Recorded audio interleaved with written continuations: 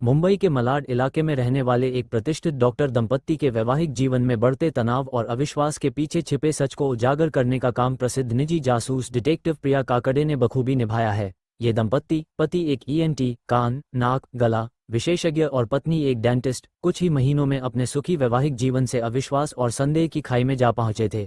इस संबंध में मशहूर लेडीज डिटेक्टिव प्रिया काकड़े ने कैसे सच्चाई सामने लाकर अपने क्लाइंट को न्याय दिलाया, उन्हीं की जुबानी जासूसी की कहानी।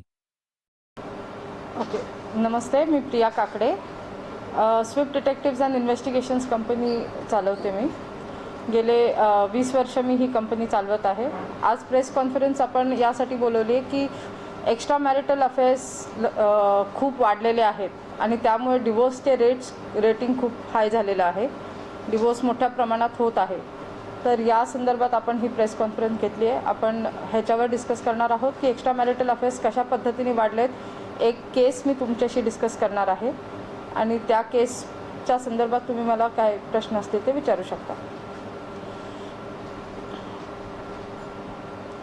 तर एक डेंटिस्टची ही केस आहे। फिमेल टार्गेट आहे ह्याच्यामध्ये। बायकोनी काय केलं की मुलगा झाला, जसं लग्न झालं, त्यांचं मूलबाळ झाल्यानंतर बाळाकडे लक्ष तिचं खूप कमी होतं। लक्ष न देणं बाळाकडे किंवा बाळाचं संगोपन व्यवस्थित न करणे आणि सगळं लक्ष तिचं बाहेर असायचं। आता तिचं स्वतःचं क्लिनिक तर होतंच, पण बाहेरसुद्धा काही हॉस्पिटल्सबरोबर तिचे टायअप होते। नवरा तिचा ENT होता आणि नवरा इथे बऱ्याचदा नसायचा। दुबईला जाणं, पुण्यात जाणं, हैदराबादला जाणं असं फिरतीवरच असायचा, कारण तो एक खूप चांगला ENT होता आणि त्यांचे बऱ्याच हॉस्पिटल्सबरोबर टायअप होते। मग झालं असं की या बायकोनी जसं नवरा इथे जास्ती नाही आहे तर ट्युशनसाठी क्लासेस घेण्यासाठी मोठ्या मुलीला एक हे लावलं, ट्युटर लावला। ट्युटर लावल्यानंतर तो ट्युटर रोज घरी यायचा क्लासेस घ्यायला घरी येत होता। तर असं त्यांच्या दोघांमध्ये रिलेशन्स बिल्ड व्हायला चालू झाले। त्यांचं दोघांचं अफेअर्स चालू झालं आणि बघता बघता ते अफेअर एवढ्या लेवलला वाढलं की ते दोघं फिजिकली इन्व्हॉल्व झाले एकमेकांबरोबर। मग हा ट्युटर बऱ्याचदा नवऱ्याला डाऊट येत होता, कारण ही CCTVज असायचे, त्याचे यायचे जायचे टायमिंग्स मॅच होत नव्हते। 1 तासाचा क्लास तो 2 तास 2.5 तास गप्पा मारत बसायचा हॉलमध्ये। मग नंतर मग हे लोक बाहेर भेटायला लागले। बाहेर जेव्हा भेटायचे तेव्हा ती घरातनं सांगून जायची की मला एमर्जन्सी आहे, हॉस्पिटलला जायचं आहे। लेट नाईट्स यायची आणि प्रत्येक वेळेला हॉस्पिटलची एमर्जन्सी आहे, क्लिनिकमध्ये पेशंट आहेत असं सांगून खूप वेळेपर्यंत बाहेर असायची ती। आता हॉस्पिटलला पण क्लिनिकमध्ये पण CCTVज होते। CCTVज असल्यामुळे नवऱ्याला कळायचं की ही या टाईमला आत आली, या टाईमला बाहेर गेली आहे। मग एवढा राहिलेला वेळ तू कुठे स्पेंड करतेस, असे प्रश्न निर्माण व्हायला लागले। प्रश्न जसे वाढायला लागले तसं दोघांमध्ये फाईट्स व्हायला लागले, दोघांमध्ये भांडणं जास्तीत जास्त व्हायला लागले। मग आता तिने डिसिजन घेतला की मला या नवऱ्याबरोबर राहायचंच नाही आहे, पण तरी ती सोडू शकत नव्हती, कारण प्रॉपर्टी मॅटर होतं। त्यांची खूप मोठी प्रॉपर्टी मलाडला, खूप वेल सेटल्ड डॉक्टर्स हे, आणि बरेच फ्लॅट्स होते। बऱ्यापैकी नवरा खूप साधा भोळा होता, सरळ होता, दिसायला खूप हँडसम आणि सगळ्या गोष्टी चांगल्या होत्या।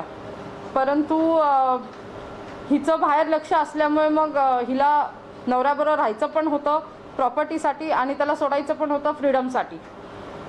ही सतत 24 तास बघावं तेव्हा सोशल मीडियावर ॲक्टिव्ह असायची, बघावं तेव्हा चॅटिंग करत असायची, फोनमध्येच असायची। दोन्ही मुलांकडे लक्ष नसायचं तिचं। छोटा जेव्हा झाला तेव्हा तिने त्याच्याकडे कम्प्लिटली दुर्लक्ष केलं। मोठ्या मुलीचं 9th स्टँडर्ड होतं,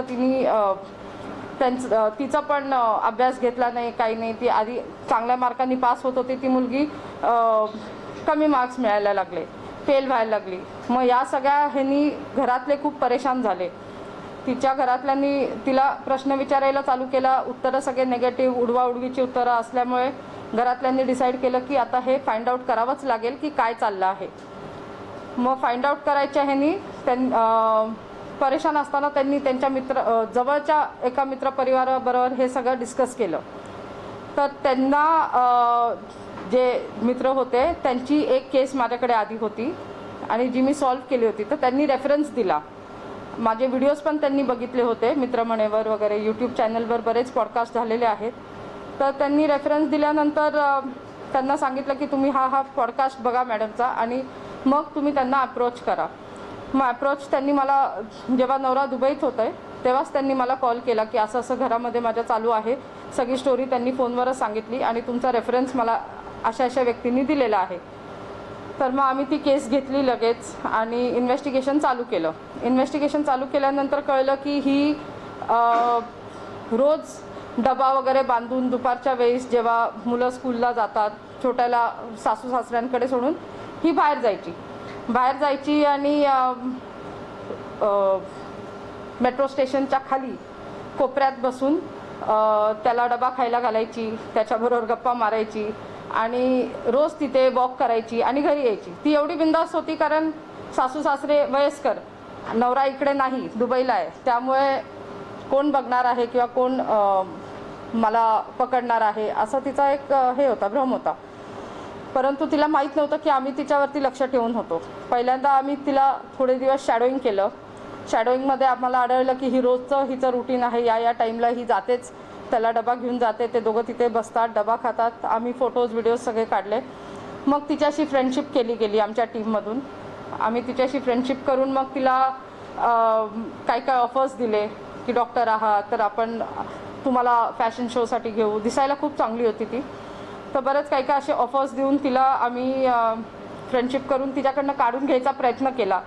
तिचे टायमिंग्स, तिचं रुटीन आणि असं दाखवलं की we both are sailing in the same boat. म्हणजे तुझं पण अफेअर आहे, माझं पण अफेअर आहे, माझं पण लग्न झालेलं आहे आणि माझ्या पण बॉयफ्रेंडला मी भेटायला बोलवत असते. असं थोडंसं आपण त्यांना एक हे देत असतो की इल्युजन देत असतो की we both are sailing in the same boat.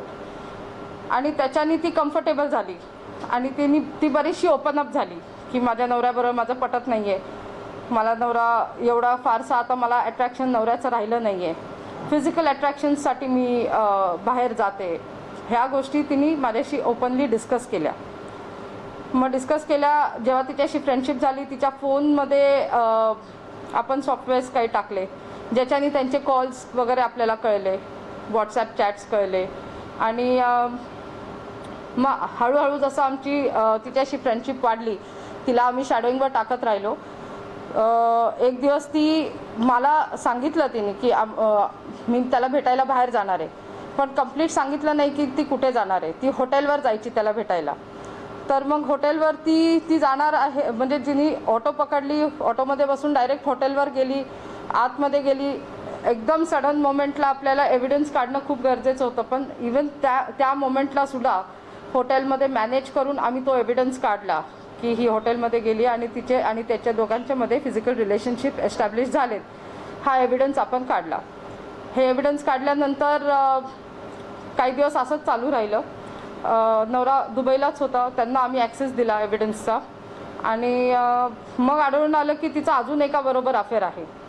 आणि नुसताच हा ट्युटर नाही आहे, तर ट्युटरचाच दुसरा एक फ्रेंड होता, त्याच्याबरोबर पण तिचं अफेअर होतं आणि त्याच्याबरोबर पण तिने फिजिकल रिलेशन्स एस्टॅब्लिश केले होते. आणि हे सगळे पुरावे गोळा केले आणि आपण जेव्हा तिच्या नवऱ्याला दिले तेव्हा नवऱ्याला कळलं की बाबा ही सोशल मीडियावर काय करत असते. आणि इथून ती मेसेज करायची नवऱ्याला की मी तुला खूप मिस करते, I love you so much, तू कधी येणार आहे, कधी येणार, म्हणजे काढून घेण्यासाठी की नवरा कधी परत येणार आहे. नवऱ्याचं टायमिंग आणि तिचे टायमिंग्स मिसमॅच व्हायला नको अशा दृष्टीने ती नेहमी काळजी घेत होती. आणि ऑनलाईन तिला बरेच अफेअर्स होते वगैरे हे आपल्याला फोनवरनं तिच्या कळलं. ती कंटिन्यू चॅट किती लोकांशी करायची, फेसबुकवर, इन्स्टावर, हे सगळं कळलं. मग त्यानंतर आम्ही तिचे एव्हिडन्स नवऱ्याला दिले. 1 रुपया ॲलिमनी न देता तिला डिवोर्स मिळाला. म्हणजे नवऱ्याने डिवोर्स घेतला, 1 पण रुपया तिला ॲलिमनी नाही मिळालं, प्रॉपर्टी नाही मिळालं आणि दोन्ही मुलांची कस्टडी नवऱ्याला मिळाली. आणि अशा पद्धतीने ही केस आपण सक्सेस केली. सो या केसच्या संदर्भात ही प्रेस कॉन्फरन्स होती. या केसमध्ये मॅम काय काय एव्हिडन्स तुम्ही गोळा केला आणि इलेक्ट्रॉनिक एव्हिडन्स काय आहे? या केसमध्ये आपण स्पाय कॅमेराज यूज करतो जनरली. सो या केसमध्ये फोटोग्राफ्स, व्हिडिओ क्लिपिंग्स, तिचे हॉटेलमध्ये इन जाताना, बाहेर येताना, रजिस्टरचे फोटोग्राफ्स आणि तिचे फिजिकल रिलेशनशिप जे एस्टॅब्लिश केले, तिच्या घरात कॅमेराज लावायचं आम्ही मॅनेज केलं होतं, ते आपण सगळं रिकवर केलं. So what was challenging factor in this case? What you faced? Challenging fact as such कि initially we didn't know her timings. To befriend her was a big challenge because she was in a complete different profession. She's a doctor, and usually if you see doctors, they carry themselves very well only with doctors. So for them to befriend someone who's not from their profession is a big challenge. So that was actually a challenge. To bring her to the comfort zone. Yeah, to bring her in our comfort zone and her comfort zone, both is very challenging. अच्छा madam, आपकी जासूसी प्रक्रिया में police और की करता है lawyer का येस, ऑफकोर्स लॉयर का रोल तभी चालू होता है जब हम एविडेंस देते हैं. जब तक हम एविडेंस नहीं देंगे, लॉयर कोर्ट में क्या कर सकते हैं? कुछ भी नहीं. तो इसलिए कोर्ट के डेट्स पे डेट्स आते रहते हैं. बट अगर एविडेंस दिया तो it is very easy for lawyers to fight the case and to win the case faster. Madam, तुम्ही बोलले की you are shadowing her. Legally permissible आहे काय follow up करना किंवा shadow? आहे ना, कारण नवऱ्याच्या साईडनी ऑन बिहाफ ऑफ हजबंड आम्ही केलं आहे आणि नवऱ्याला पूर्ण अधिकार आहे बायको कुठे जाते, काय करते बघायचा त्याच्या ॲब्सेन्समध्ये. त्यामुळे इट इज परमिसिबल. आणि तुम्ही जे तुझे मोबाईलमध्ये सॉफ्टवेअर इन्सर्ट केले ते कसं केलं? तिच्याशी फ्रेंडशिप केल्यानंतर ते आम्ही फॉर अ टाइम बिंग तिच्या फोनमध्ये सॉफ्टवेअर टाकलं होतं टू अंडरस्टँड की ती कोणाकोणाशी बोलते, आणि त्याचं कनेक्ट फक्त तिच्या नवऱ्याला दिलं होतं. So he could read there the messages आणि जे काय त्यांचं चॅट वगैरे चालू होतं ते त्यांना तिथं मिळायचं. Madam, as you suggested rightly की it is happening today in lot of cases in metro cities definitely where husband is going for work or out of India. It is happening in lot of cases. Social media, getting friendship, getting extra marital affairs. So on daily basis, you might be facing a lot of challenges.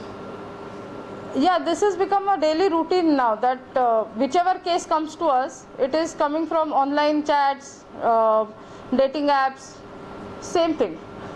Most of the cases, असं खूप rare होतं आहे की people are meeting somewhere on the roads and they are having an affair and then they are going for long term. No, I cannot stay with my wife or I cannot stay with my husband anymore. I have fallen in love again. This is a very rare case. I mean, as good as not at all. 0%. Mumbai ऐसे hi tech city में आधुनिक शहर है, ज़्यादातर सबकी life busy रहती है, तो ऐसे कितने परसेंटेज ऐसे एक्स्ट्रा मैरिटल अफेयर ऐसे केसेस यहाँ पे हो रहे हैं और कितने डिटेक्ट ऐसे हो पाते हैं आपको? एक्स्ट्रा मैरिटल अफेयर्स के केसेस तो बहुत ज़्यादा बढ़ गए हैं. Every second house, third house बोला तो भी चलेगा ऑलमोस्ट. जहाँ पे आईटी हब आता है, जहाँ पे हाई लेवल प्रोफेशंस आते हैं, जैसे डॉक्टर्स हुए, बॉलीवुड में हुआ, कहीं पे भी बिजनेस में हुआ, हाई प्रोफाइल में ये बहुत ज़्यादा बढ़ गया है. They have access to freedom and they have access to online, they have access to dating apps and profession ऐसा चूज़ किया होता है लोगों ने कि प्रोफेशन में तो हस्बैंड वाइफ दोनों वर्किंग है, एक दूसरे को टाइम दे नहीं सकते एंड इतने ज़्यादा बिजी रहते हैं कि EMIs है, मुंबई में रहना है, लाइफस्टाइल मुंबई का मेंटेन करना है and everybody wants their luxury lifestyle to be maintain. तो फिर ये सब चक्कर में इधर उधर उन लोग के चालू हो जाते हैं अफेयर्स एंड घर पे ध्यान नहीं दिया जाता है और फिर डिवोर्स रेट्स बढ़ जाते हैं. Madam, according to you, what is the main reason behind it, such thing happening? यही बात है कि आजकल इतने हस्बैंड वाइफ वर्किंग प्रोफेशनल हो गए हैं एंड हर एक के हाथ में फ़ोन है. Everybody is chatting on every so many dating apps, so many social media apps कि बहुत ज़्यादा बढ़ गया है ये. उसके वजह से यही एक रीज़न है कि फ्रीडम मिसयूज़ कर रहे हैं लोग. So what will be your message to all the people? Suggest Prevention क्या है? सॉरी, प्रिवेंशन सी अभी जिसको अफेयर नाउ तो it is so difficult for a marriage to be ordained properly in their house. ऐसे हो गया है कि उनको अफेयर्स करने ही है तो प्रिवेंट कैसे करेंगे? सोशल मीडिया कम्प्लीटली बंद करना पड़ेगा. जो होने वाला नहीं है वो तो बढ़ता ही रहेगा। सो आज की रिक्वायरमेंट है कि हस्बैंड भी काम करे, वाइफ भी काम करे, because of cost of living is high definitely, और उनको सबको लग्जरीज लाइफ जैसे आपने मेंशन किया सबको चाहिए। हाँ, लग्जरी लाइफ तो हर किसी को रहना है। लग्जरी फ्लैट्स में people are going into new projects, जो छोटे छोटे घर है रीडेवलपमेंट्स में जा रहे हैं। लोगों का लाइफस्टाइल चेंज हो गया है, हर किसी को 5 स्टार होटल्स में खाना खाना है, अच्छे अच्छे रेस्टोरेंट्स में खाना खाना है, घूमना है, शॉपिंग करना है, सबको ब्रांड्स पहनना है। So all this has become a big attraction. और ये सब जिसको नहीं मिलता है वो भी अफेयर्स करते हैं कि बाबा मुझे मिल जाए। जैसे मेरे पास कुछ केसेस ऐसे हैं कि नहीं मिल रहा है कुछ, फाइनेंशियली बहुत वीक है या लो है, तो they start catching up, holding up people who are financially very strong, जिनका प्रॉपर्टी है, सब है, तो बस उसके साथ चल लो, उसके साथ फिजिकली रिलेशंस एस्टैब्लिश करो तो वो पैसा देगा, प्रॉपर्टी देगा। ये एक्सपेक्टेशंस लोगों के बहुत बढ़ गए अभी। जासूसी के लिए आपके साथ और कोई टीम करती है? नहीं, मेरी 35 लोगों की टीम है एंड हम सब लोग ऑल इंडिया ये कर रहे हैं, मैं अकेली नहीं कर रही हूँ। मैडम आप डिटेक्टिव है, आपके पास 100 केसेस आते होंगे, उसमें मैट्रिमोनियल डिस्प्यूट भी आता होगा, ड्रग से रिलेटेड भी आता होगा, कोई पेरेंट्स अप्रोच करते होंगे कि हमारा लड़का क्या कर रहा है, लड़की क्या कर रहा है, उसमें बताइए कि मैट्रिमोनियल डिस्प्यूट या अफेयर वाले कितने केसेस आते हैं? 80% मेरे पास अफेयर के ही केसेस आते हैं, फिर बाकी 10% फाइनेंशियल फ्रॉड्स के आते हैं, और फिर बाकी parental cases, pre matrimonial cases ऐसे आ जाते हैं। फिर क्राइम में भी कुछ केसेस आते हैं, जैसे सुसाइड किया है किसी ने एंड पुलिस ने सुसाइड डिक्लेयर करके फाइल क्लोज कर दिया है, बट देन घर वालों का कहना रहता है नहीं सुसाइड कर ही नहीं सकता है या कर ही नहीं सकती है, कुछ प्रॉब्लम है, तो फिर भी इन्वेस्टिगेट इन दैट ऑल्सो। आप तक पहुँचने के लिए क्या माध्यम क्या है? सोशल मीडिया, हाँ, पॉडकास्ट किए हैं मैंने काफ़ी सारे, और यूट्यूब पे, गूगल पे मेरे नंबर्स है, तो जिसके भी घर में ये प्रॉब्लम्स होते हैं या जिसको भी ऐसे प्रॉब्लम होते हैं, they go to Google and they search कि क्या नाम से आपका swift detectives and investigations, Priya Kakade. They usually keyword जो डालते हैं कि डिटेक्टिव एजेंसी इन मुंबई या डिटेक्टिव एजेंसी इन पुणे, तो मेरा डिटेल्स आ जाता है उसमें। भरोसा में कैसे देते हैं आप? ये बिजनेस ही ऐसा है कि हाँ, कि भरोसे पे ही चलता है सब। उनको भी मुझ पे भरोसा करना पड़ता है, हमको उन पे करना पड़ता है। बेसिकली क्या है कि ये जो विक्टिम्स रहते हैं, जो क्लाइंट्स रहते हैं, वो इतने ज़्यादा परेशान रहते हैं कि उनके पास और कोई चॉइस नहीं रहता है कि बाबा बस सब प्रोफाइल हमारा देख लिया, सोशल मीडिया साइट्स हमारे गो थ्रू कर लिए, तो हाँ डिटेक्टिव है तो है, अभी इनके अलावा हमारे पास और कोई ऑप्शन ही नहीं है, तो वो मजबूरी भी रहती है और भरोसा करना भी पड़ता है। मैं ये जानना चाहती हूँ कि जैसे आपको एक केस स्टडी करते तो उसमें फोटो, वीडियो, क्लिप्स जो भी रहता है, समझिए विक्टिम उन दोनों को पॉजिटिव पता चले कि हाँ ये दोषी है, उसके बाद जब ये कोर्ट में जाता है तो वो सारे जो एविडेंस है वो कितने प्रतिशत कोर्ट में मान्य रहते हैं? क्योंकि आजकल डिजिटलाइजेशन होता है, हो सकता है कि सेकेंड पार्टी बोलते कि ये ठीक है, ये है, वो 100% ये वैलिड पॉइंट है आपका, लेकिन हम जो एविडेंसेस निकालते हैं ये 100% कोर्ट में वैलिड और ऑथेंटिक रहते हैं, उस हिसाब से निकालते हैं। जैसे कोर्ट का क्राइटेरिया रहता है कि कोर्ट को चाहिए time, date, serial number, untampered evidence with gadget, तो ये सारा चीज़ हम फुलफिल करते हैं एंड ऑथेंटिकेशन उसमें रहता है, तो वो ऑथेंटिक एविडेंस ही हम एज़ पर द कोर्ट निकालते हैं। हमारे एविडेंस के ग्राउंड्स पे कंपलसरी अगर वाइफ के साइड से है तो एलिमनी 100% मिलेगा ही, और अगर हस्बैंड के साइड से है तो एलिमनी डेफिनेटली देने की कोई ज़रूरत नहीं है। मतलब एविडेंस ही इतना स्ट्रांग रहता है कि यू डोंट हैव टू पे a single rupee alimony. Madam ये रिजल्ट जो आपका आफ्टर तो ओवर चैलेंज भी होता है केस, कोई केस आपको ओवर चैलेंज जैसे वाइफ के साइड से ओवर चैलेंज हो तो एलिमनी नहीं मिली है, नहीं लिया है जी। कहना है इनका अगर किसी को डिवोर्स के बाद उसका हक नहीं मिला है तो आपके पास संपर्क करें तो आप उसका हक दिलाएंगे? यस, अगर इसीलिए हमारे पास आते हैं कि अभी समझो हस्बैंड का कई अफेयर चालू है, तो वाइफ को मारना, पीटना, परेशान करना, घर पे नहीं आना, घंटों तक बाहर रहना, ओवरनाइट स्टे करना, बच्चों पे ध्यान नहीं देना, एंड वाइफ को मेंटल ट्रॉमा ये जो हो जाता है, फिर उस केस में वाइफ्स हमारे पास आते हैं तो हम हस्बैंड्स के प्रॉपर एविडेंसेस निकाल के वाइफ को देते हैं एंड वो एविडेंस के ग्राउंड पे उनको कंपलसरी एलिमनी ये वो सब मिलता है। कोर्ट से जस्टिस तो मिलता ही है, court is for justice, court से तो जस्टिस मिलता ही है, बट कोर्ट को एविडेंसेस प्रॉपर चाहिए होते हैं।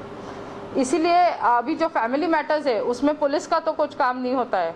अगर आप पुलिस स्टेशन जाओ कि मेरे हस्बैंड का अफेयर है या मेरे वाइफ का अफेयर है, पुलिस बोलते हैं फैमिली कोर्ट जाओ, फैमिली कोर्ट जाओ तो कोर्ट बोलता है एविडेंस लाओ, तो देयर माय रोल स्टार्ट्स कि एविडेंस जब जिधर ज़रूरत है उधर मेरा काम चालू हो जाता है।